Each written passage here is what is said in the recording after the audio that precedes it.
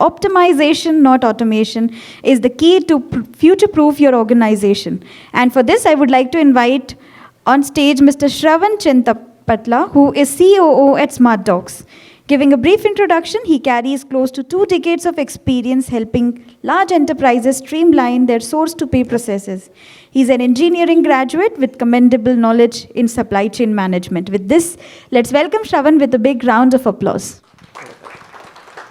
Thank you, everyone. So my name is Shravan. I am from SmartDocs. So today's session, we are going to talk about optimization, not just automation, which is the key to future-proof your organization. So some of the agenda is that first we'll talk who we are, SmartDocs, and some of the strategies and considerations that you as leaders in the finance that probably need to take care, and also what is our take on optimization versus automation. Then we'll talk about some patterns, anti-patterns, do and don'ts in the typical implementation and digital transformation journeys, and the best practices, and a glimpse into future, a small video which covers on certain things that we, as a technological provider, can do. So first, who is SmartDocs? SmartDocs is basically a digital source-to-pay platform. We typically deal with medium to large enterprises in helping them to get their technological solutions from the whole spectrum of source to pay. And we are also a strategy company with respect to this area. We help these leaders to figure out what is their goals and objectives and try to work along with them. What are we going to talk about? Strategies, management principles, best practices, and we also know that we are not just, again, it's happened. 1 second, it's just moving in. Okay, so we also know that we are basically a digitization aspect. We know tech alone doesn't help all the organizations. So how do we help with respect to strategy and tech is what we're going to talk. So with respect to digitization, as you know, there are many automation tools. There are tools like digital platforms that really help in automating your forms, your email channels, and various things that you're inputting it and trying to streamline your processes. Then we also have digital assistants, which helps in your user base, helping them to transact more, approve things, and these kind of things which really push the adaptability and with the various sections to make the transactions faster.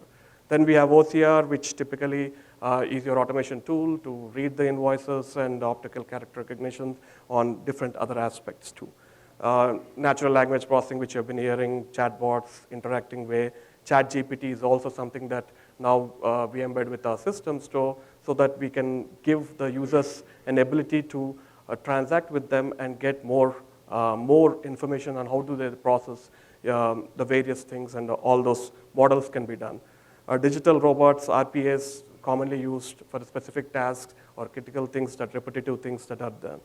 And these initiatives also look into primarily, like they could be into eliminating paper, self-service with various user bases, stakeholders like vendors, customers, employees, recommendation engines, anomaly detections, predictive analysis.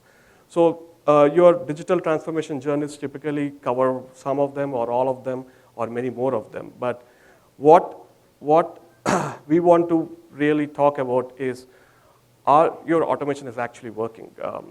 How do you know that? So the answer depends upon 2 things: your organization capabilities and also your company strategies, which is nothing but the priorities that you set across the value chain that you have. And our statement on the thesis on this is, introducing technology without strategy will bring marginal results at best, but chaos at worst. So you do need to constantly think how your capabilities as an organization is there, where you are, before you embark on different journeys of your digital transformation. So what constitutes organization capabilities? This is from Dr. Clayton Christensen from Harvard Business School. They have been extensively done research over the years, and they came up with 3 primary factors that I would like to share with you. Resources. Resources are nothing but, as you all very well know, it's people, Maybe you are hiring, firing people, you can get in technology, new technology, change the technology, you can have more factories, you might build a shared service center to deal with certain things. So you're bringing all these capabilities through these resources to your organization. Whether it's your company, your team, what they can or cannot do depends on one of the factors, which is your resources. And for an example, you could take somebody like a project manager can easily deal both AP side projects and AR side also with the amount of aspects that you give or train them. So they are, in generally, resources are, an interesting insight is they are very flexible, transferable. But when you come to the next factor, which is process, this is where you have used your resources to give the inputs, transform into outputs so that you can sell something, you're generating revenue out of it.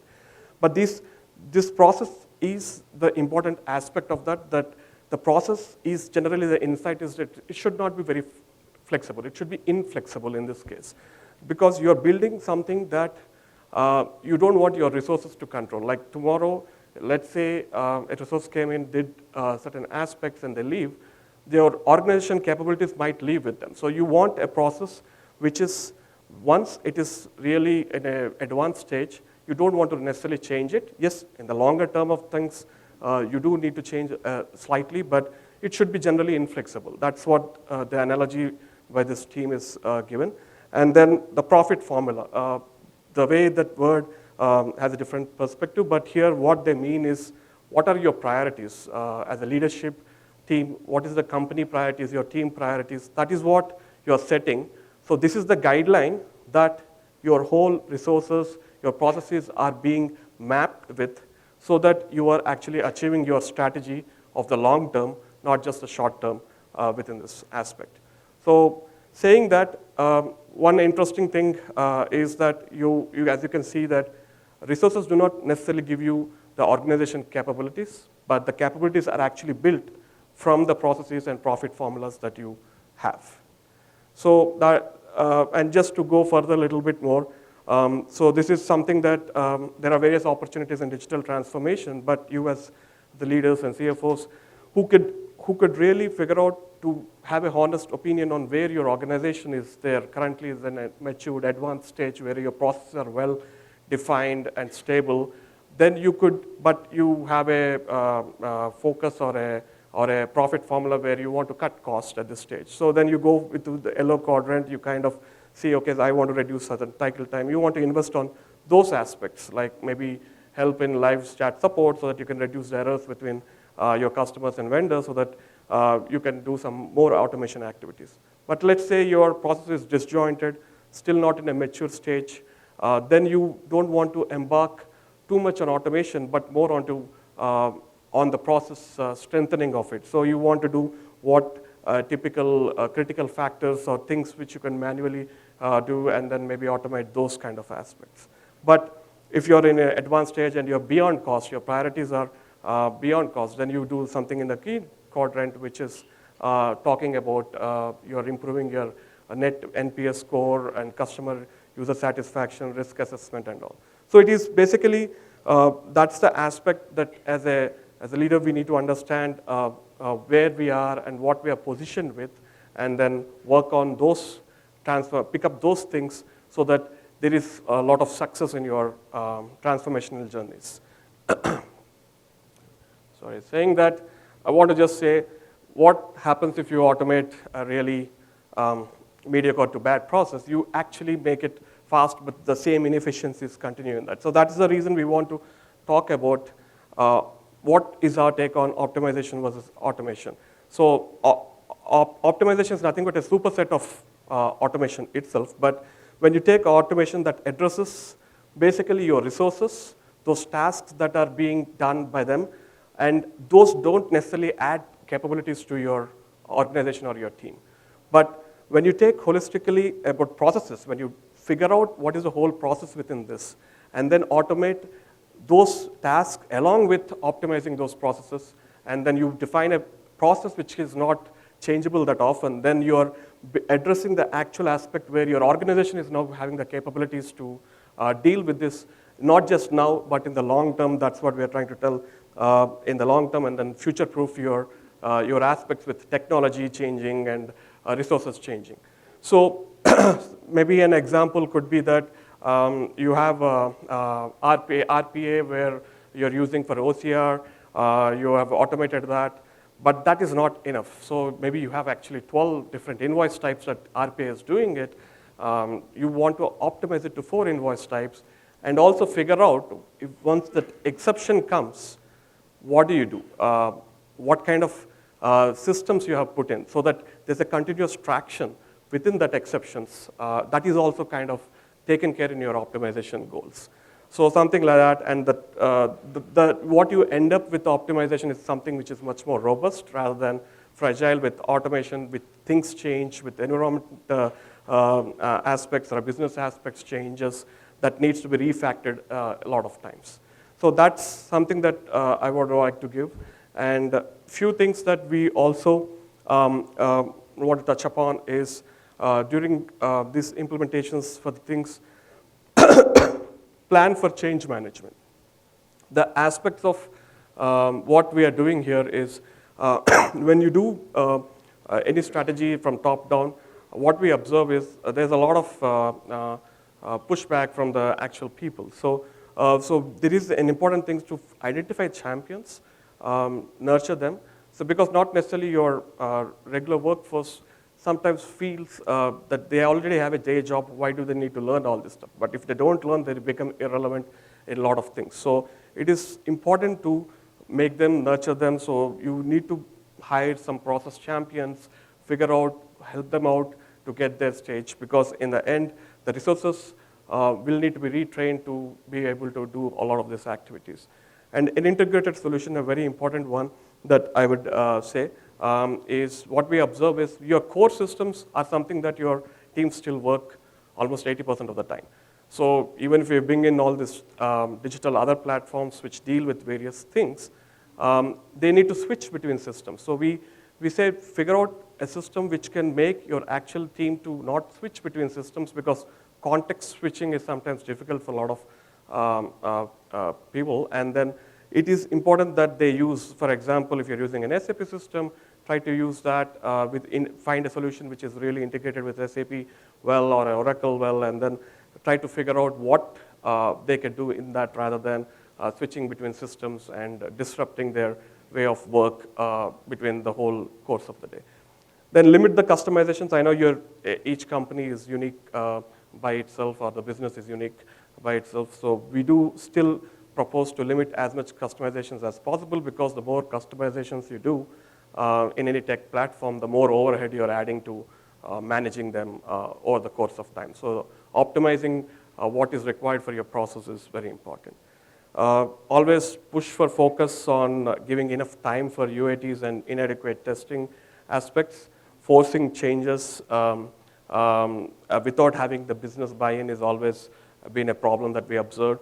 And then making the whole thing unprepared for the change that is coming in, because once they go live, they say, okay, what's happening here? And then there's a lot of disruptions and uneasiness going on. So those are just high-level things. And I would also like to give you a small glimpse into what a source-to-pay procurement platform looks like. Okay. So here we are saying I understand you're from the finance, so you're mostly into post-buying, but it is important for us to have holistically, because in the end, the spend can be in a way managed and recovered to help in generating the value. So the pre-buying, the actual buying, and then post-buying aspects are also being covered here. I'll just play a video and try to explain on the go what is being shown. So we are basically showing now is how Microsoft Teams could help with digital assistance, how you can procure various goods from for example, somebody is requesting, and then they go through the question like, I want to buy a chair, and then those aspects like it proposes what you want to buy from the directly. So you're kind of guiding, the assistants are guiding them to do what activity they can do. So without this in a way, if you look, you're not disrupting anything. You're not adding technology to the end user in a way. They're already using Teams, so just kind of working out with this chatting in a natural way. So you're not dependent on the back-end technology. You're actually having less disruptions with this kind of aspect and optimizing it. So, and then once they submit, it basically can go to approvals, which can again be managed through either different platforms or through Microsoft Teams from in this case.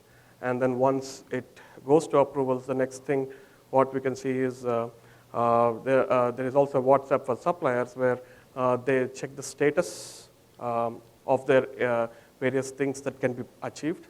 Like for example, what is the status? So the aspect is your suppliers are also now not dependent to log on to your digital platforms to actually transact with you, so that they can have far more ease of use. When they're happy, they're easy, then you can get probably better relationships with them to figure out what else can be done to do that.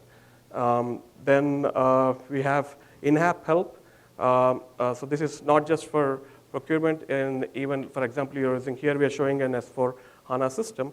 So you're in a HANA system, and then let's say an accounts payable person, in this case a buyer is trying to raise a request or an employee.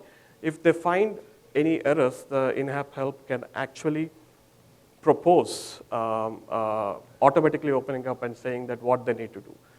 So you're nudging now. Similarly, when you have your teams in accounts payable, if they find processing, let's say everything is fine, it posts automatically. Now we have the technology to do that. But if exceptions come, so you're trying to deal with the exceptions, you can use this kind of tools where they nudge with you're still working in SAP, they still nudge saying that, okay, you have this exception, try to do this. Maybe you can do that other activity which will help eventually to process that invoice and post that invoice. So in this case, we are doing an PR request, and again, it's telling us what to do and what. And in addition to that, now we have abilities. Like if you're in an advanced stage where you want satisfaction of this, both suppliers and your employees, you can actually create support teams which deal with that, rather than so that your accounts payable teams or your buyers can focus on what they are good at. So which is about working with the strategies and all. So they can have in-app help. So the technology should not be a hindrance. So they can easily chat with the people, figure out what needs to be done in the human loop aspects, and then they can, in this case, they are actually asking how can they help. An agent will log in and explain what are the things that they have to be done. So as you can see, then we have our own platform, which is also in addition to the way we deal, and this is also a way you can add a purchase requisition, and you can, instead of the bot proactively coming, you have a question, you can now go to the bot and say, okay, I have these questions and how do I do? Then it understands what page you are in and proposes with respect to that. So not just generically, so that it identifies where you are and tries to talk in that aspect. And then, so we have so this is about live chat, and that's about it. And we have more things that you could explore. We are actually exclusively into accounts payable. We have apps which deal with that, and also the bots which specifically talk about how to work with approvals and exception handling and end-to-end. Like you send an email and then automatically everything is transacted from that to post the invoice. In between, if you have exceptions, how to deal with that. So there are various things that you can reach out. We have a booth there, and please, our consultants will be glad to help. And that's all. Thank you. Any questions? Yeah.